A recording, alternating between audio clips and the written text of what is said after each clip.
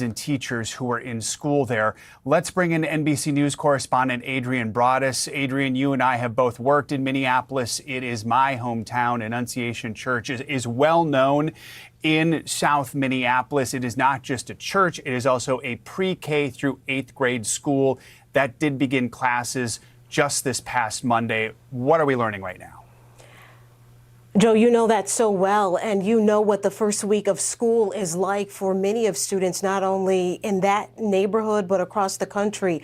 And now students there at Annunciation Church will have this as their first week memory. We're still waiting to hear from Minneapolis police, who have a heavy presence there on scene. We do not know how many people were injured.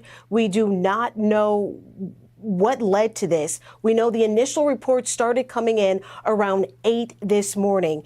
And I spoke with a source at the Hennepin County Medical Center, HCMC. That is the level 1 trauma hospital there in the city. And they are quite busy right now. My source telling me they're dealing with, quote, a mass casualty situation, calling this a crisis. So we're waiting to hear official word from Minneapolis police. And the last 24 hours, Joe, have been extremely violent and tough for officers and investigators there in Minneapolis. Before this active shooter incident, they were investigating 3 separate shootings within a 24-hour time span, including a mass shooting that injured 6 people and 1 person died in that shooting. So now these officers are stretched thin once again as they're trying to determine what happened here. But the latest information we received from the city of Minneapolis is that there is an active police situation at Annunciation Church, which, as we've been telling you throughout the morning, it's also connected to a school, which is pre through 8th grade, the first week of school for students there. There is no active threat to the community at this time. The shooter is contained. So we're waiting to hear who that shooter was, why the shooter was there, and why that person targeted this school and church in South Minneapolis, Joe. And Adrian, what we also know, according to the school's website there, classes started on Monday, and on the schedule was an 8:15 a.m. Wednesday morning all-school mass. If that was happening, that would have been taking place, the mass, at the time that the shooting was first reported. Again, we are expecting to hear more from Minneapolis city officials in about a half an hour to learn more information about what may have happened here at Annunciation Church in Minneapolis as the investigation is ongoing. Let's bring in NBC News law enforcement contributor Evie Pompouris. Evie, tell us what is happening right now with the investigation, especially with the word that there's no active threat to the community at this time and that the shooter is contained. What is the focus for not just Minneapolis police, but also the State Patrol that's on the scene and the Bureau of Criminal Apprehension, which is sort of like the FBI for the state of Minnesota? Yeah, so let's break this down into components. We know the shooter's contained, and when you hear that, you want to think, okay, self-inflicted gunshot wound, which sometimes happens in these active shooter scenarios where the shooter takes his own life. Was it somebody there physically at the school, perhaps that was armed, or was it by police? So those are the 3 things you're going to think of, like what happened to this shooter, and these are the 3 lanes.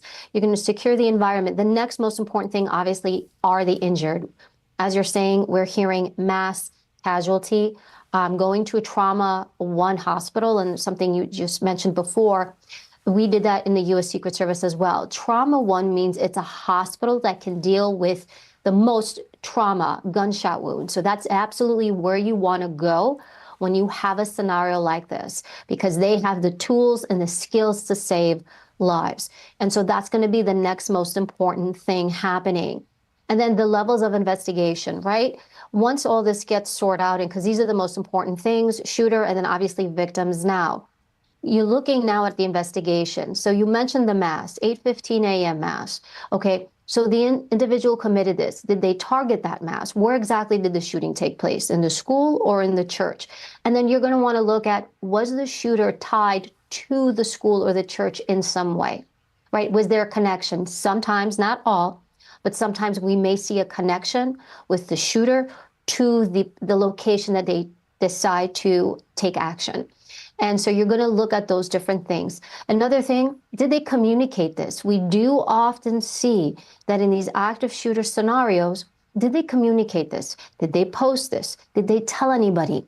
One of the common denominators when you see these types of shootings, they will communicate it in some way, shape, or form, right? And then what was the goal? Because again, this is quite heartbreaking. You're looking at pre-K through 8th grade, very young children, a very terrifying scenario in the first week of school. And even if you look at the reporting for this week, there were even multiple college campuses that dealt with a lot of calls, active shooter calls. The majority of those did turn out to be swatting calls. So they would turn out to be false. But you actually had multiple schools, first, second week of school, going into lockdown. So we're seeing something really significant happening. Active shooting scenarios, and then also these false scenarios happening at these schools. Very terrifying. Just as the school year is getting started for so many, most in Minnesota, actually in public schools, don't begin until the day after Labor Day, but some of the private schools, including Annunciation, starting earlier this week. Evie, Adrian mentioned this has been an especially violent last 24 hours in Minneapolis, including another shooting in another part of South Minneapolis yesterday afternoon. 7 people shot, 1 killed. At last check, no suspect there. Presumably, will police be looking to see if there is any link between these shootings? You know, I don't know, because when you're looking at violent crime on the street, it's different than violent crime like this, right? So we're looking at 2 very different scenarios. I immediately don't think in my head that they're connected. I'm not saying that they're not, but it depends what kind of shootings those were. Were they on the, altercations on the street? Where did they take place? This is different. This is, I'm going to a specific place, a school, a place of worship with children to conduct a mass shooting. So to me, those are 2 very different elements.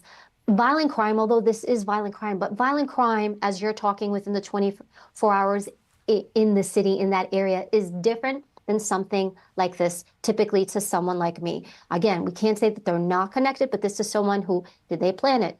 Did they do reconnaissance, right? Their weapon, that's the other thing. Law enforcement's going to look at the weapon. Did they get it? Was it legally purchased? How did they get it? How long did they have it? They're going to go through even their devices. Did they research this? How long did they research this? How long did they plan this out? How did they know about the 8/15 mass, right? All these different things. So from the point I'm at now, I don't see them as connected. Again, as we get more information, that may reveal different significance.